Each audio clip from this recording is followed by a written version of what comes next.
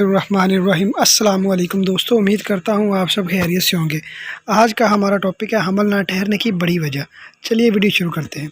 بدقسمتی سے ہمارے معاشرے میں مباشرت کو ایک گندا فعل سمجھا جاتا ہے، اس لیے مباشرت کے فوری بعد اکثر عورتیں حمام چلی جاتی ہیں صفائی کے لیے۔ میاں بیوی کے درمیان مباشرت حلال عمل ہے جس میں کوئی گندا پن نہیں ہوتا اور فوری حمام چلے جانے سے منی ضائع ہو جاتی ہے، لہذا فارغ ہونے کے بعد کم از کم 30 منٹ تک اس پوزیشن میں لیٹے رہیں اور ایک دوسرے سے الگ ہونے کے بعد بھی کم از کم 20 منٹ عورت حمام نہ جائے تاکہ منی ضائع نہ ہو اور اپنے ہدف تک آسانی سے پہنچ سکے۔